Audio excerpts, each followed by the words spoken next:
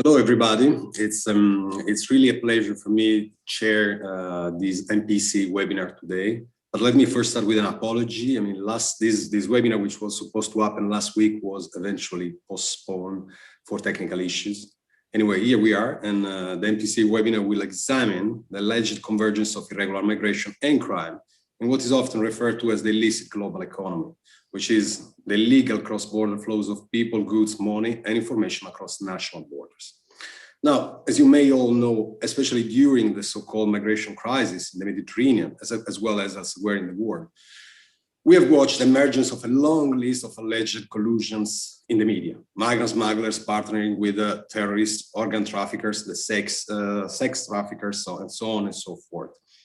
The underlying idea is that globalization has empowered not only multinational corporations, but also increasingly sophisticated transnational criminal organizations, exploiting the so-called migration crisis and the revolutions in transportation and technology, which are defining future of what we call globalization. These groups have been converging one into another. And in the process, they have created a global criminal network that is swiftly subverting state controls and authorities.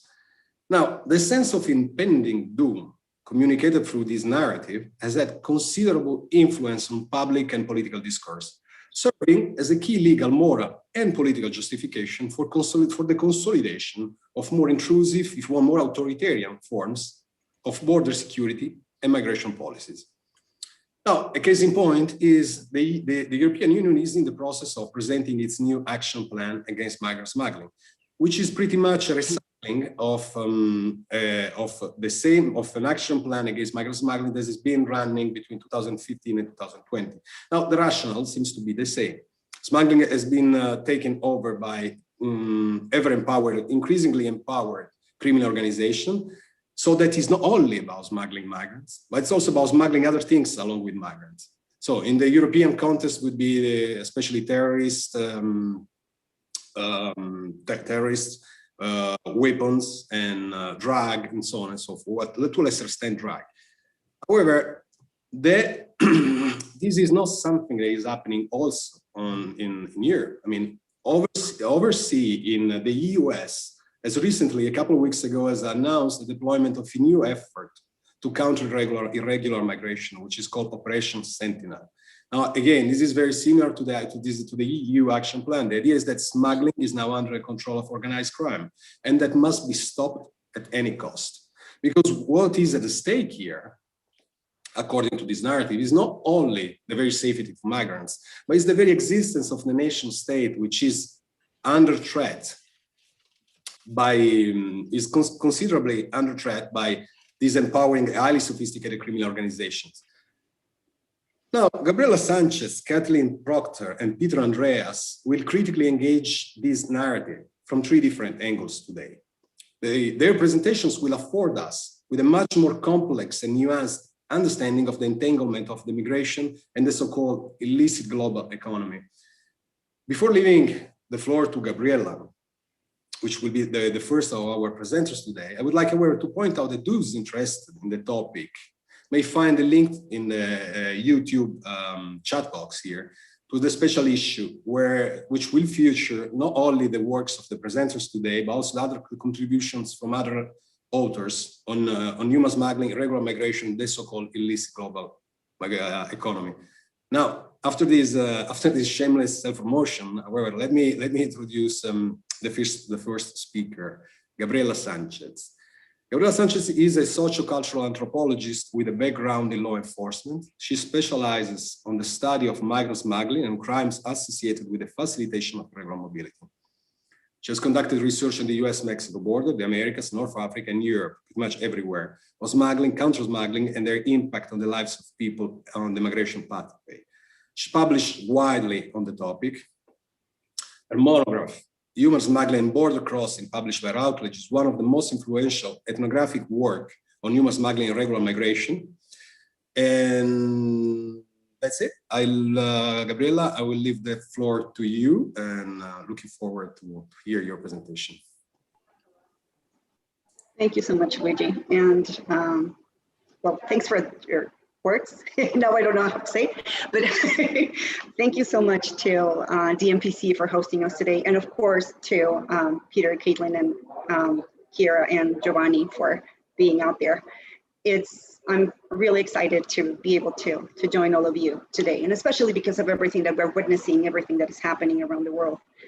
And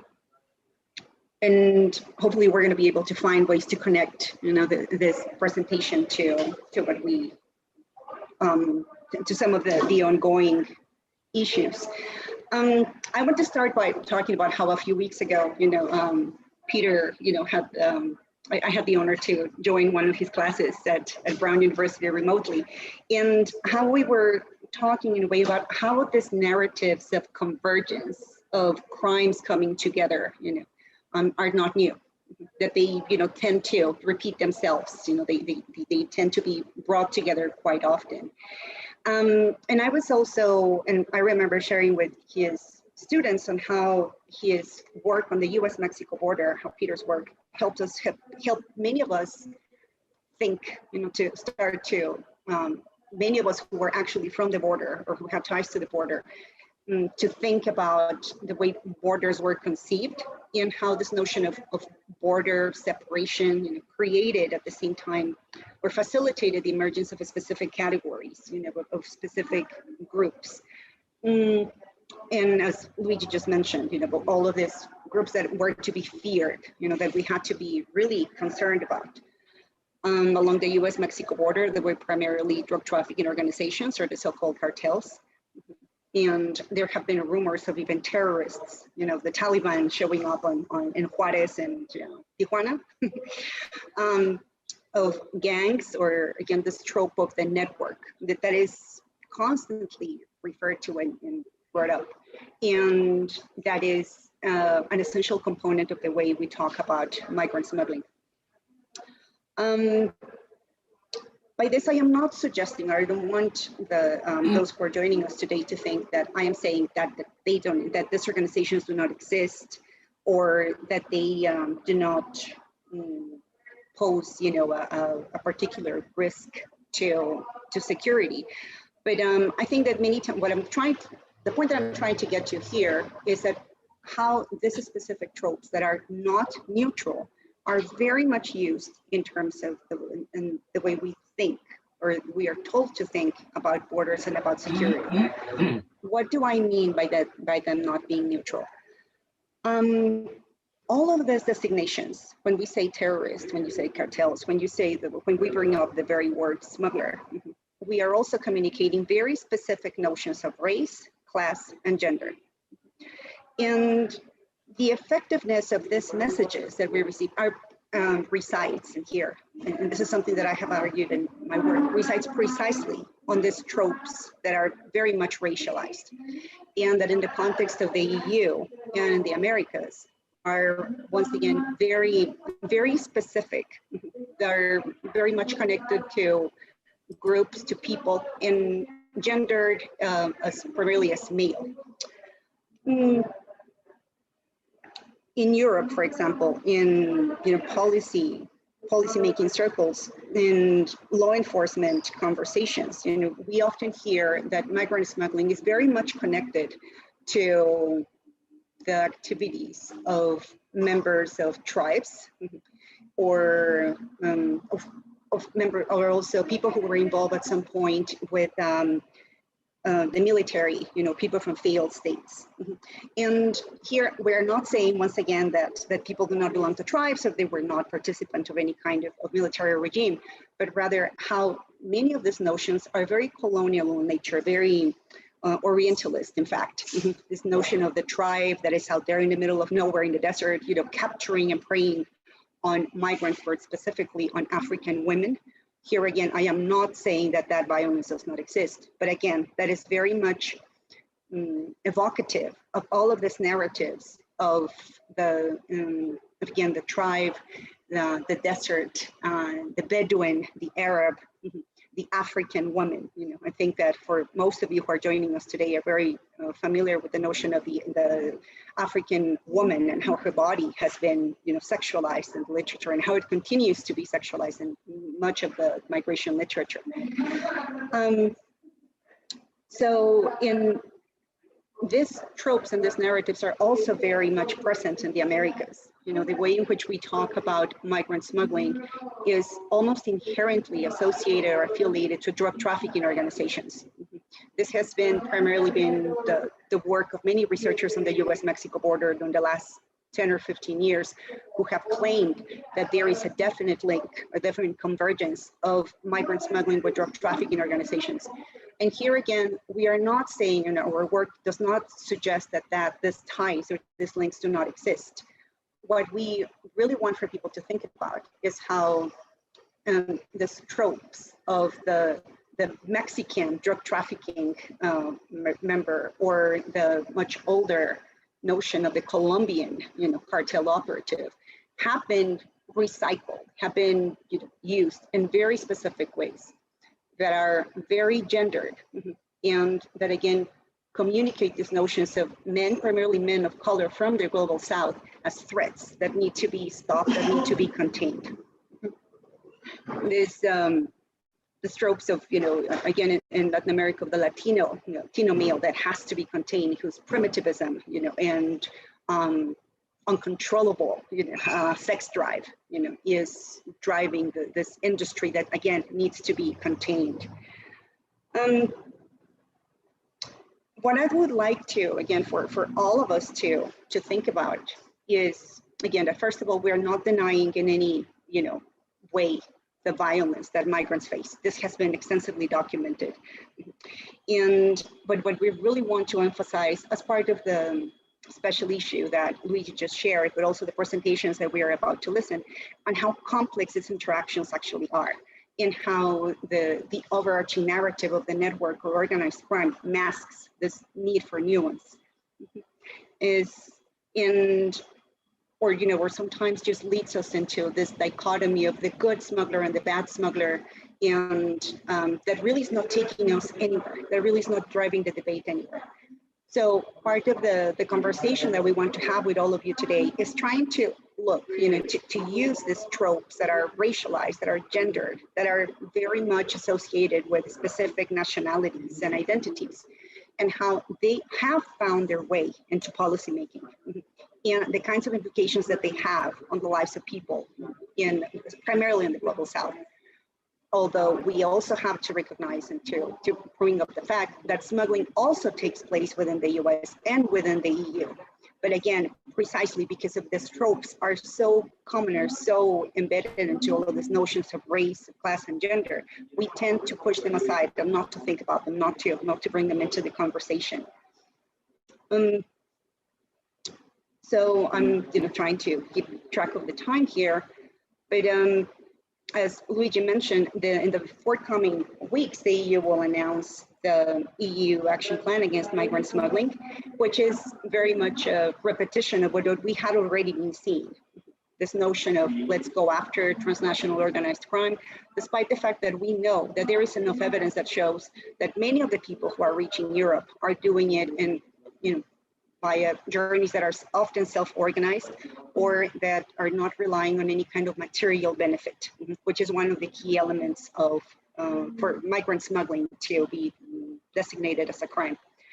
And we also see the reemergence of the trope of the smuggler along the US-Mexico border, when we do know that the Biden administration, despite many efforts and several actions that have allowed for migrants and asylum seekers primarily to enter the United States, has continued to keep in place Title 42, which is, as many organizations have been showing along the US-Mexico border, driving the demand for migrant smuggling services, you know, and often putting migrants and asylum seekers at risk. So what can we do? Which is, you know, one of the things that we really want to emphasize as part of the special issue, and the work that we have been doing collectively together in migrant smuggling, you know, over the last few years. I have, 3 basic recommendations that I think are essential. Any kind of analysis on migrant smuggling has to bring in an intersectional approach. We cannot continue leaving aside issues of gender, race, class, and gender outside of the analysis of migrant smuggling and hence of therefore of migration. Despite the fact that we are talking about race and racialized communities, migration continues to be an area, a field where we don't really talk much about race.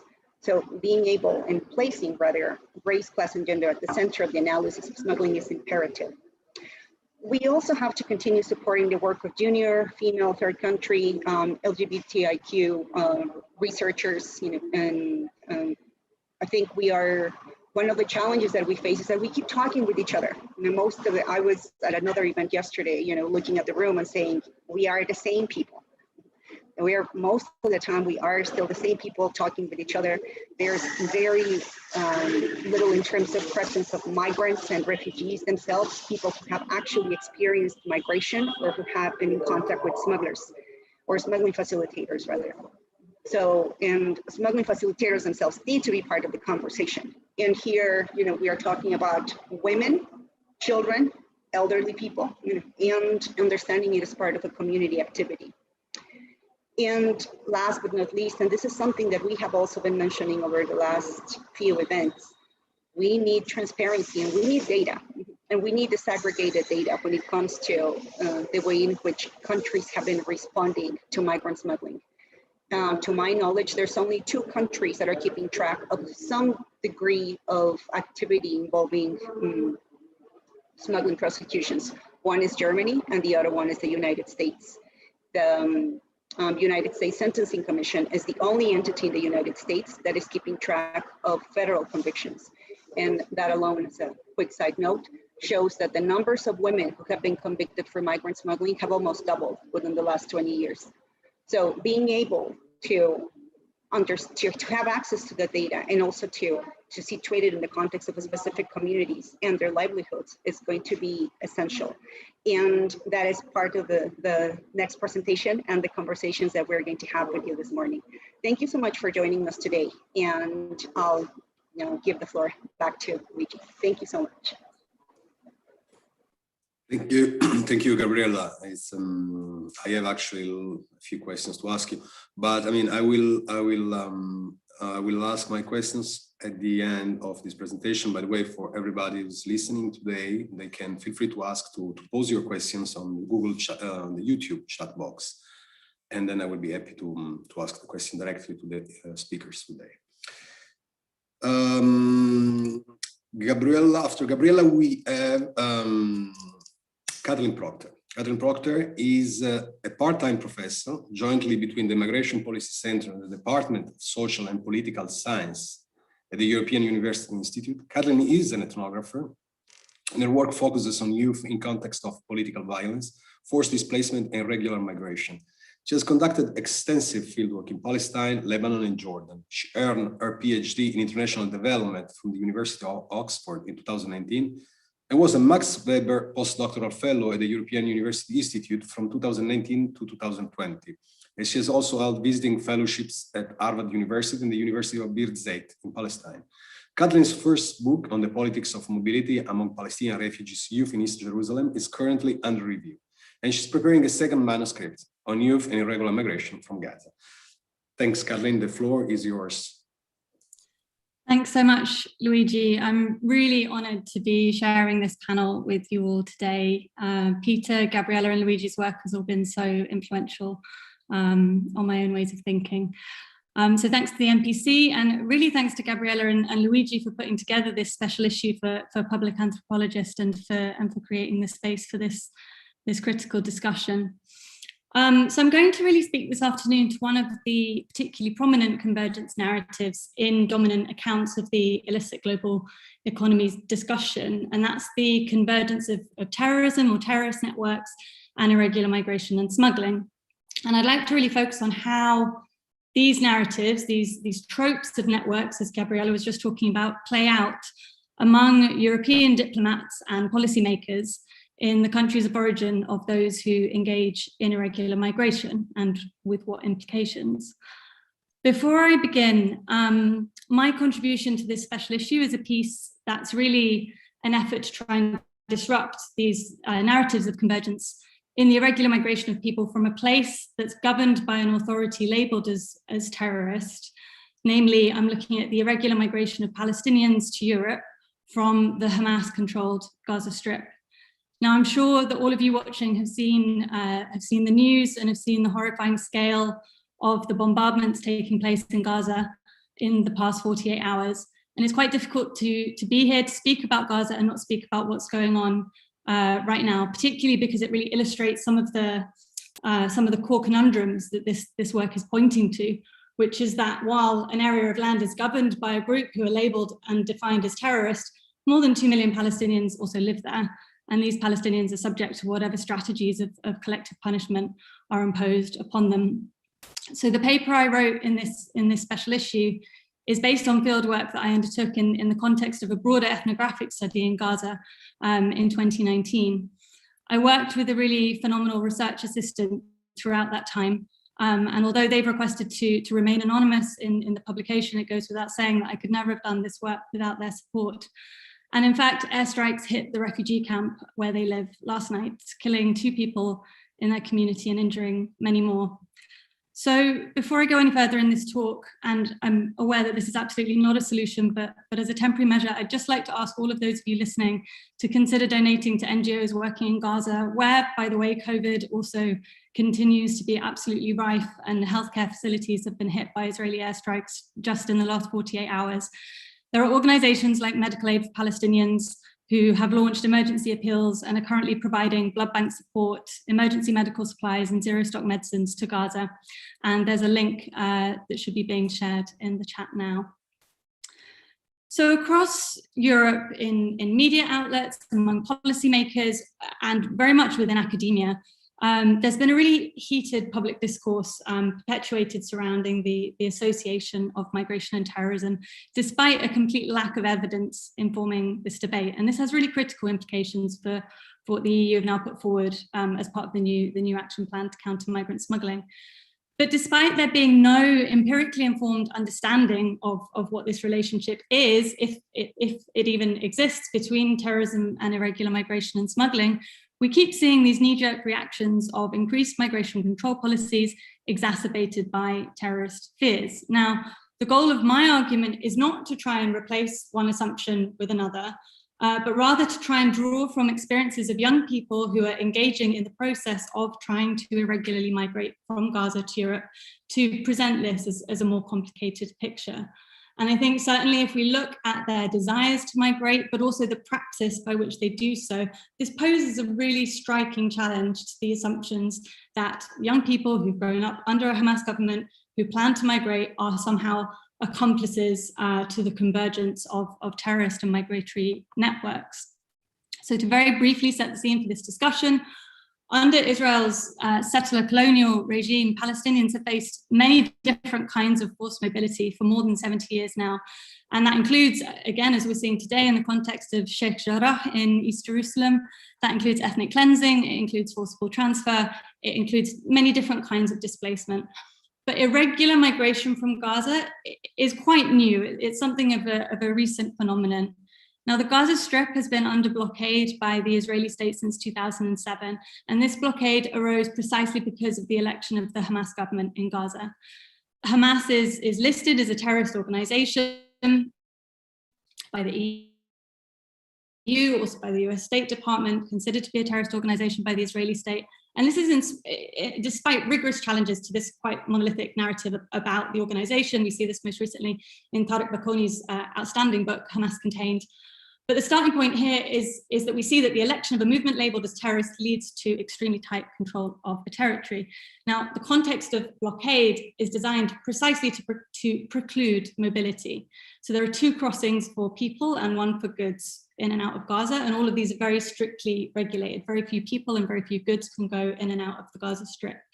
There's a crossing in the north that's primarily regulated by the Israeli state, and permits to cross that, to use that crossing, the Erez crossing, are routinely denied to Palestinians for unevidenced, quote unquote, security concerns. So the state doesn't need to prove these concerns, but among many of the young people that I worked with over the course of my study, most of them had at some point been denied a permit to leave through the northern crossing out of Gaza because of security concerns. And that means essentially because of an assumption that they were somehow linked to or affiliated with Hamas or Islamic Jihad in Gaza. So this is what pushes many people to try and leave instead through the southern crossing, which goes to Egypt, which is a densely overcrowded crossing, but more importantly, it's a crossing that's actually primarily closed. So in recent years, this crossing, it's only been open for between 30 and 40 days sporadically through the year. So this takes us to the question of how do people manage to cross in fairly large numbers through the Rafah crossing? Now, the narrative of convergence between terrorist organization and irregular migration, and more specifically smuggling, it wasn't necessarily publicly stated during the time of my work. And as I say in the article, in some ways that makes this argument a little preemptive, but it's almost more interesting because it was so implicit in interviews, conversations, discussions that I held throughout the time of my fieldwork with European decision makers who were working in the occupied Palestinian territories.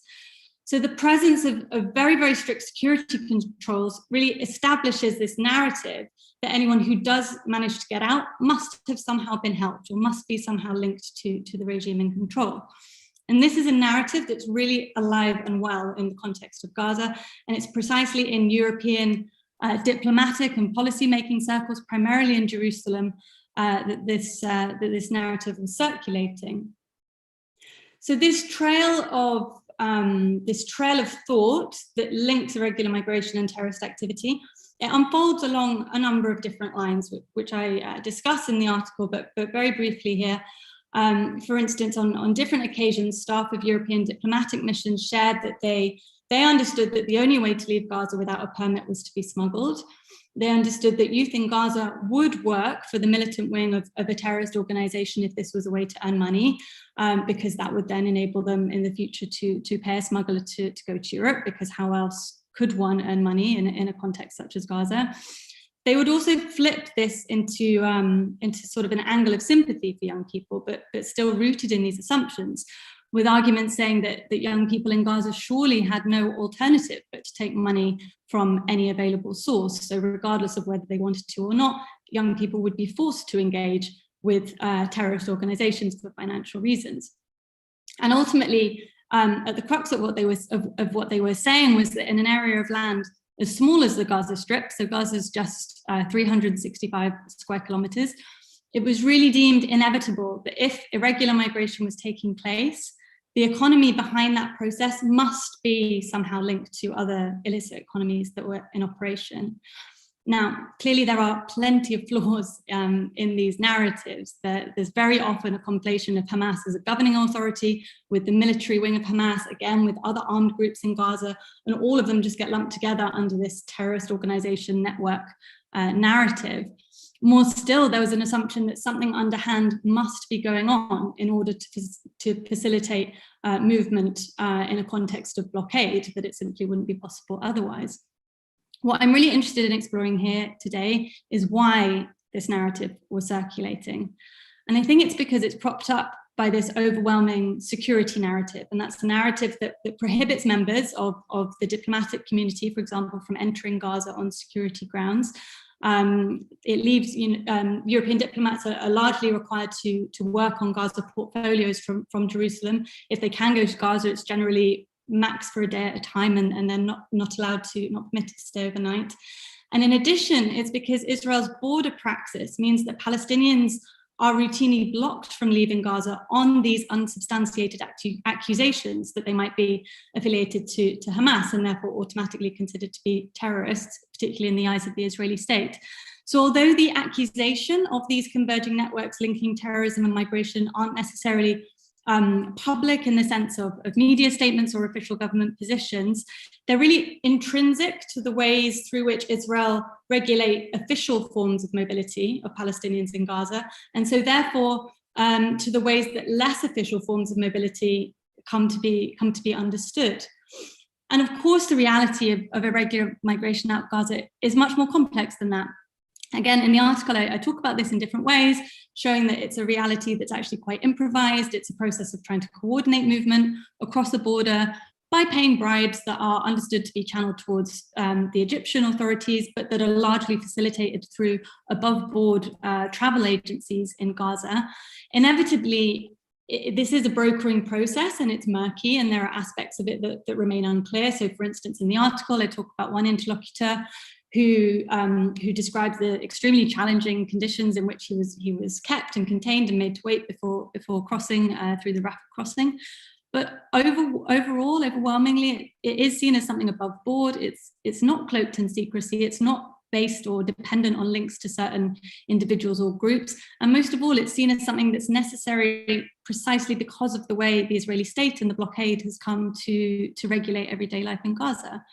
It's also a practice that's really characterized by communities helping each other, by supporting each other to leave, contributing funding to each other's journeys, sharing information, explaining the process to each other. So I think what we can really see from this is that the reality of irregular migration from Gaza is much more dependent on improvisation, on community support. It's facilitated through this intermediary brokering process. And it's honestly something that's come to be considered as quite normal among the people that undertake that journey. We can also look at this narrative of convergence by taking a look at why it's happening and unpack this narrative of convergence from another direction. Now, Israeli settler colonialism, of which the occupation and the blockade are very critical tools, remains the root cause of the circumstances in which these young people are living in Gaza, but many of them actually held Hamas equally to blame for the deterioration of their living conditions and of their inability to imagine the possibility of dignity and the possibility of a future in their land. And it was in this context that they turned their thoughts to irregular migration. It wasn't articulated through a particular desire to reach a certain destination or with concrete ideas around employment opportunities, for example, but rather it was really seen as the only viable alternative to their current realities. And it was also seen as a way of practicing a kind of political agency in a place where it can otherwise be quite difficult to do so. So I'll wrap up here, but what I think this discussion of the possibility of mobility under a state-imposed blockade, I think it opens up broader questions of what is regular and what is irregular in a context of migration. Because if no movement or very little movement is permitted to be regular, as regulated by the Israeli government in this case, then any other kind of movement automatically becomes irregular. And it's that leaves open the possibility for vested interests, whether that's the occupying power, whether it's international diplomats, whether it's European immigration officials, to dictate how that mobility is defined as something illegal, as a process converging with other networks, as a process that's linked to terrorist activity. The main objectives that we're seeing coming out of the new EU action plan against migrant smuggling are really about strengthening member states and EU law enforcement agencies' capacity to investigate and to prosecute migrant smuggling networks, and also to strengthen cooperation with countries of origin and transit countries to try and combat migrant smuggling. But in context where the assumptions surrounding the existence of smuggling and its link to terrorist activity are as pervasive as this case, it's really fundamental that we build up more empirical evidence that highlights what the reality is of these contexts. And I'm arguing here that in this case, it's a reality that's improvised, that's based on shared solidarity networks among individuals and families, and that is not clearly linked to terrorist activity. I'll leave it there. Thanks so much, Luigi. No, thank you, Kathleen. Thank you for this very interesting presentation. And I think what you said, it explains also, it's part and parcel of what is happening today in Gaza, what we're witnessing, how this discourse, this conflation of crime, irregular migration, and terrorism somehow fits into this general discourse about Palestinians being an threat to the very existence of Israel as a nation state. Again, I have questions. I will ask them at the end of everybody's presenting. So I think the floor is now for Peter Andreas. Just let me briefly introduce Peter Andreas for those of you who don't know him already. Peter Andreas is the John Hay Professor of International Studies at the Brown University. Joined the Watson Institute for International and Public Affairs in the fall of one, and holds a joint appointment with the Department of Political Science. Andreas is the author, co-author, and co-editor of 11 books. This includes Smuggler Nation, How Illicit Trade Made America, which personally I find it an excellent book, published by Oxford University Press in 2013, and selected by Amazon and by Foreign Affairs as one of the best books of the year. His most recent book, Killer Eye, A History of War in Six Drugs, published by Oxford University Press in 2020, explores the relationship between warfare and mind-altering substances from ancient times to the present. Andreas has also written for a wide range of publications, including Foreign Affairs, Foreign Policy, The New Republic, Harper's, Slate, Time, and The Nation. Thank you, and Peter, the floor is yours. Thank you, Luigi. So I'm flattered to be invited to be part of a special section of an anthropology journal, since I'm not an anthropologist. Thank you and Gabriela for organizing. I always wanted to visit the EUI, as you know, better virtually than not at all in this case today. So thank you. My task today, and also in the special issue, was a little different than other contributors, to really zoom out via Zoom to look at the bigger picture here. So it includes but goes well beyond the issue of migrant smuggling and convergence. And so what I try to do is I sum up but also build on and expand some of the insights of the other contributors. So as Luigi nicely summarized it, there is a sort of dominant, clearly articulated narrative about the illicit global economy. You find in media accounts and policy circles and so on about the dark side of globalization. I won't go into more detail about that, but the important thing for us today is there's a key subplot in this narrative, which is that there's a new criminal convergence underway that is radically transforming the illicit global economy into something much more threatening than in the past. And one way of just documenting this is just do a simple Google search of the word convergence and then crime, or convergence and criminality. And you'll see the media reports, the NGO reports, the government reports, international organizations, Europol, Interpol, OECD, and so on. So, what we're doing right now is really unpacking and critically engaging that dominant narrative. So I've identified three distinct what I call criminal convergence narratives. And each narrative contains important elements of truth. This is not just, pure fantasy and myth. This is why they're so powerful, is that there's an element of truth. But ultimately, I really think they do more to distort than enlighten our understanding of what's happening on the ground itself. Misses a lot of nuance and complexity. The messiness of the reality tends to be glossed over in these sort of armchair analysis of what's going on. So I'll just, in the few minutes I have, I want to briefly outline what I see as these three key criminal convergence narratives, and then conclude with what I think is the most important convergence narrative. The first is a convergence between transnational criminal organizations and convergence of illicit markets.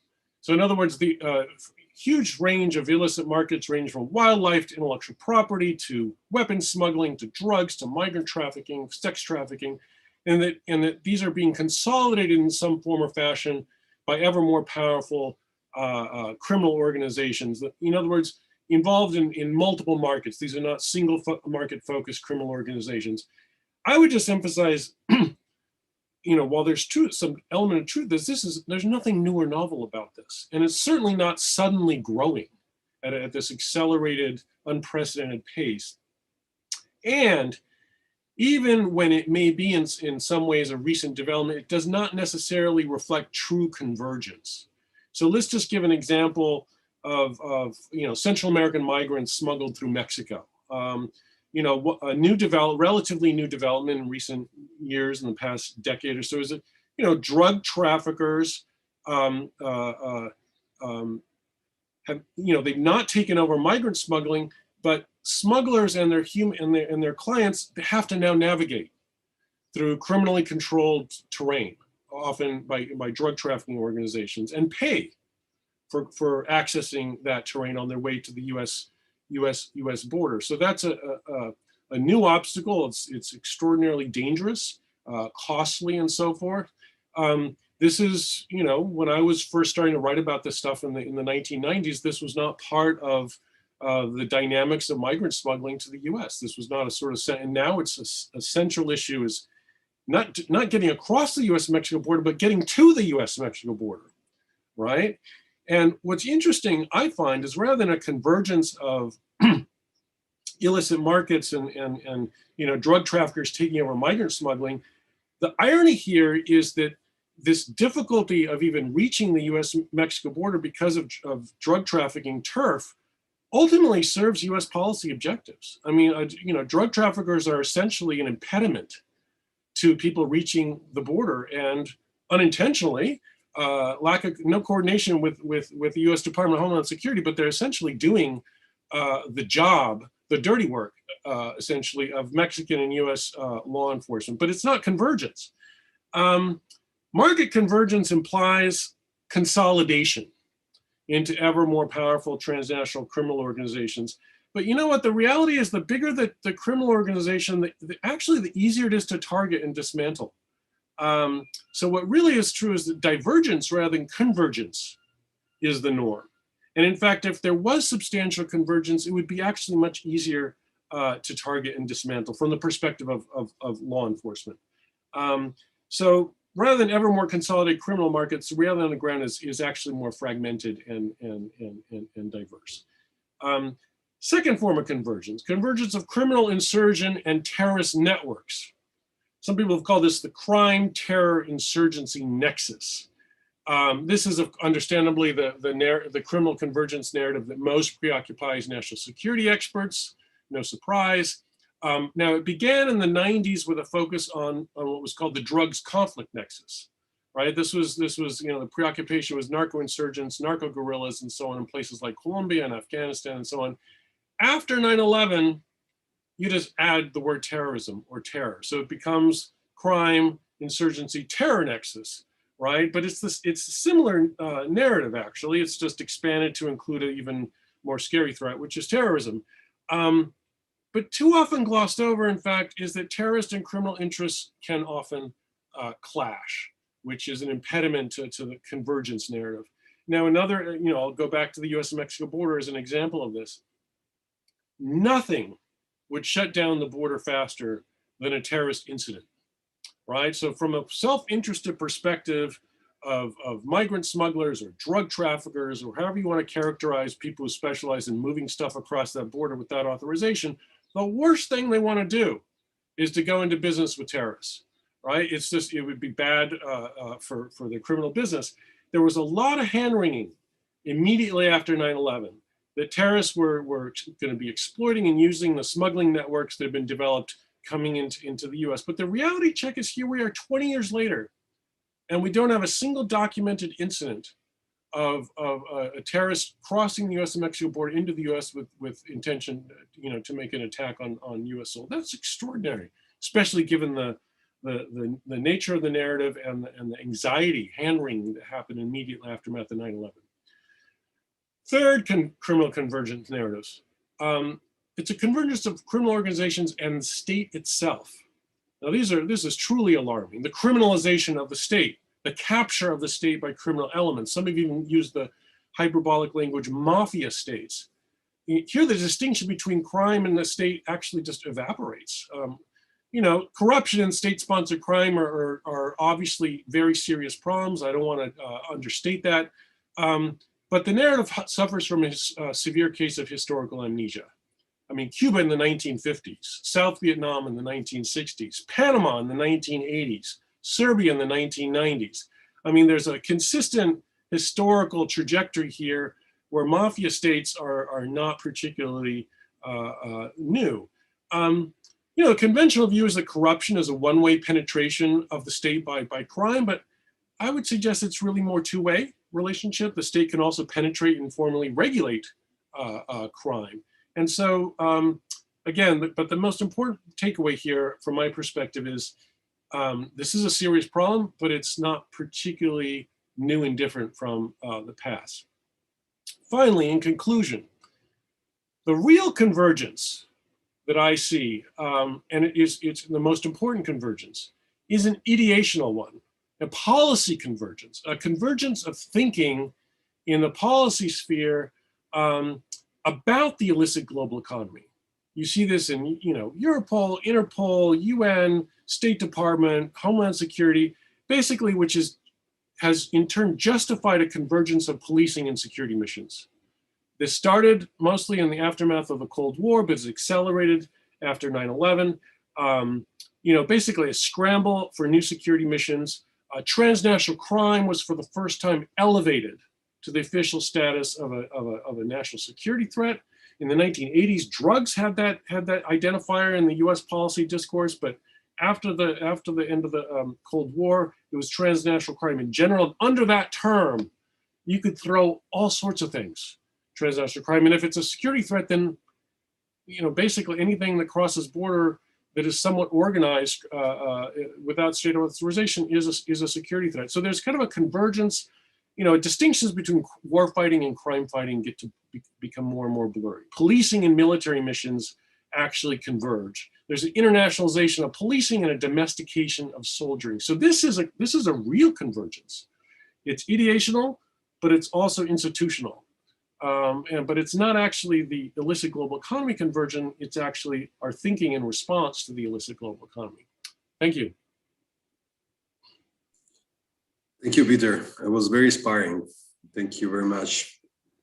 I would leave the floor for the Q&A, but let me first abuse of my position as a chair to ask questions first. Gabriela, I was wondering whether you can, I found very interesting what you say about the hypervisibility of mail from the global south, media narratives about crimes such as human smuggling. So I suppose this fits very well into because it makes me think about Orientalism. So just to link it also with the experience of Palestinians and what is going on in the Middle East in general. So it fits into very much this media narrative, this massive discourse about crime and the hypervisibility of mail from the global south into an imperialistic discourse that explicitly or implicitly reproduce power asymmetries and patterns of control and domination. Correct me if I'm wrong. So I suppose this is part and parcel of somehow is a reflection, but also reflects the current global geopolitical scenario. And so since the current global geopolitical scenario has been changing over the years, I wonder whether, since you have quite an extensive experience when it comes to researching human smuggling, not only geographically, but also temporally, I was wondering whether you are aware of any change in this discourse, in this representation of human smuggling by media mainstream narratives. And Kathleen, you already explained, or you already said a lot about that, but I wonder whether you can spend a few more words about why the trail of thought that links irregular migration with terrorism has such a great appeal with European diplomats and policy circles. And how is this narrative reproduced? I suppose mostly through Israeli national media and then echoed by mainstream channels of mainstream media worldwide. I don't know. That's it for me. So I suppose, since we don't have other questions, Gabriela, if you want to start answering. Thank you so much, Luigi. And yes, in fact, this trope of when I first started looking at migrant smuggling, and what I think one of the issues that caught my attention was precisely the fact that along the US-Mexico border, it was built all around the notion of the Mexican criminal, the bandido, banditos, or the borreros, the people who used to bring the drugs across the border. And in fact, there's a very extensive iconography. If you start looking and going through magazines of the late 1800s that portrayed Mexican men as the ones that were engaged in this activity. And this trope, again, of the Mexican male was, again, very common also, and I'm sure Peter has written extensively about this as well, and how it became essential to this construction of having to protect the border, a border that or borders in general, that has always been permeable, that it is never going to be able to be, it's never going to be contained or stopped. And we also see in the popular discourse, the migrant smuggler in the Americas, in the context of what has now become the Central America, Mexico, and U.S.-Mexico border corridor. And it is still very much based on the trope of the Mexican male. Somebody who has this uncontrollable sex drive, that has all of these contacts with all sorts of other criminal organizations. And this is, again, as Peter, rightly pointed, this ideological notion that it's a lot easier to bring them together and to critically engage when how the tropes of race and gender, have been so connected to the discourse of policymaking, especially again on the U.S.-Mexico border, and also in currently the ongoing discourse on Operation Sentinel. How we are going to stop the Mexican migrant smuggling organizations.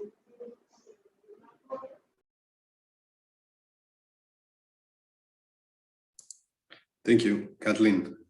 I don't know if you have anything to say about. Yeah, sure. Thanks for the question, Luigi. Yeah, I mean, as I said, so why this trail of thought is so pervasive? I think fundamentally it's because people, I think it's fundamentally influenced by Israel's own border praxis and the way they do and don't regulate movement of Palestinians out of Gaza. But from the side of the international community, I think it's also something to do with this narrative then makes it easy to justify certain kinds of interventions in Gaza that enable the international community to evade the broader politics of the situation, right? So if this narrative is strong enough, then you can focus on, for example, de-radicalization programs for young people, rather than spending time addressing, the core politics of the situation, ending the blockade, ending the siege, ending the occupation. It sort of creates a sort of microcosm of sort of more humanitarian opportunities, if you like, that the international community can then insert itself into to try and sort of look like they're doing something useful without actually engaging in the broader politics of the situation. And then this has really critical implications then for what happens to these irregular migrants, the Palestinians who irregularly migrate from Gaza to Europe when it comes to seeking asylum, for example.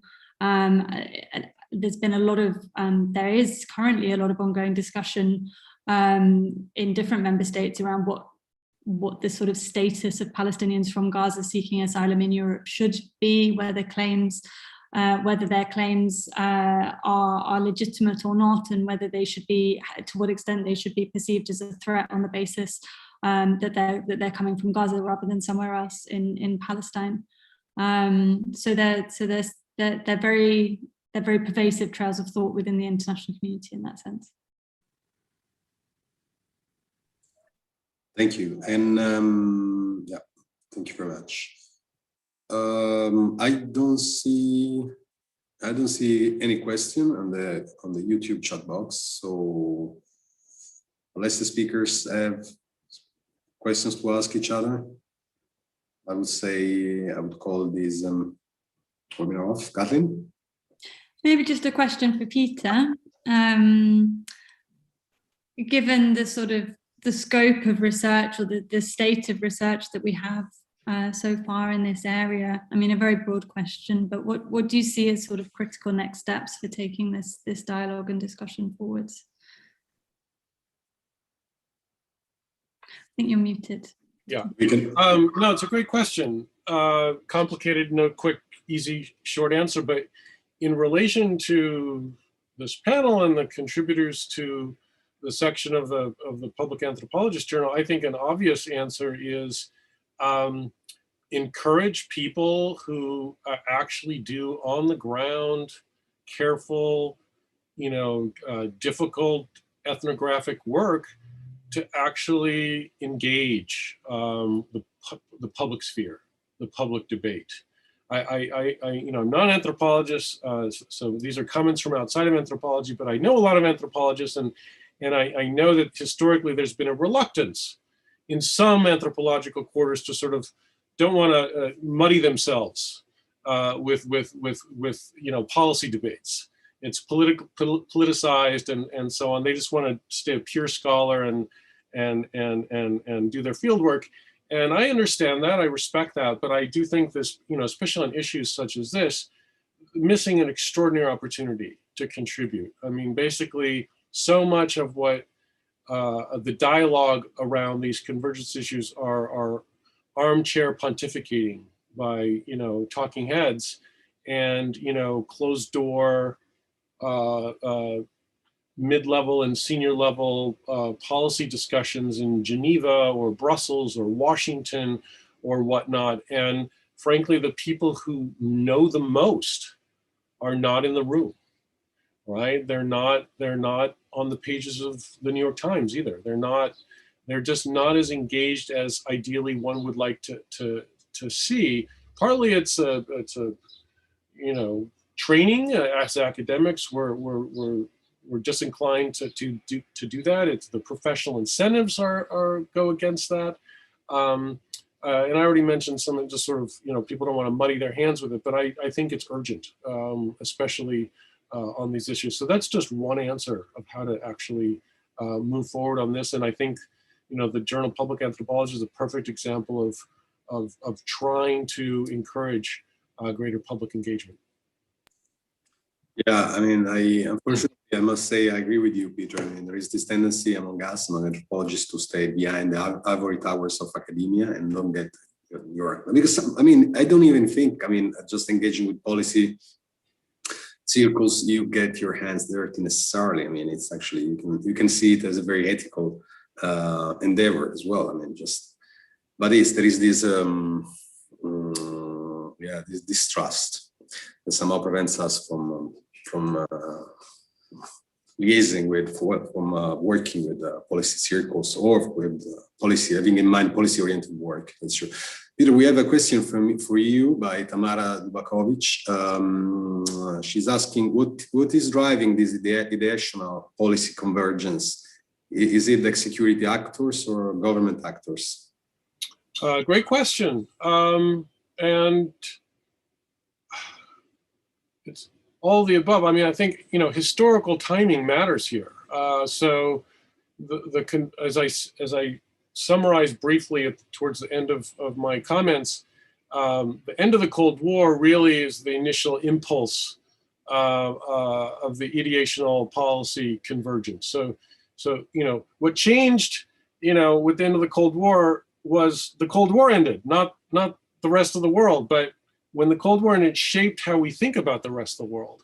And one of the ways we think about the rest of the world is to look for new threats. And the new threats were non-state actors, increasingly. Transnational criminal organizations, drug trafficking, and so on, especially here on my side of the pond, the US and Latin America. And after 9/11, it was basically on steroids, right? So this is even, so events matter, history matters. And then there was a mad scramble after 9/11 to adjust. But I think looking back at that, what happened is there was already a pre-existing adjustment going on in terms of, convergence thinking that just got an unprecedented boost after 9/11, so that it became even easier to make the case that there's a convergence and this is a security threat. I also just think that, the more that issues of transnational crime, smuggling, illicit have gained attention, that it's invited discussions of convergence, especially in policy circles. I know that some of the descriptions of this event and the special issue and so on describe it as something originating in academia, but I actually think it's more in the policy world, including some academics who are as embedded in the policy discourse, if not more so than in academic debates. And so I guess my suggestion is don't let those academics who are involved in that drive the convergence narrative challenge it and get involved in the other direction as a reality check. And so I guess I'm tying my answer to this question to my comments to the previous question. Yeah. Yeah, thank you. I see other questions. So I would say I would thank you everybody for attending today's webinar, for presenting, and then and a special thanks goes also to the MPC, especially to Kira and Giovanni for making this possible, for dealing with the technicalities of having this webinar. And thank you, everybody. Hope to see you all soon, possibly in person, physically. Thank you. Thank you. Thank you so much, everyone. Goodbye.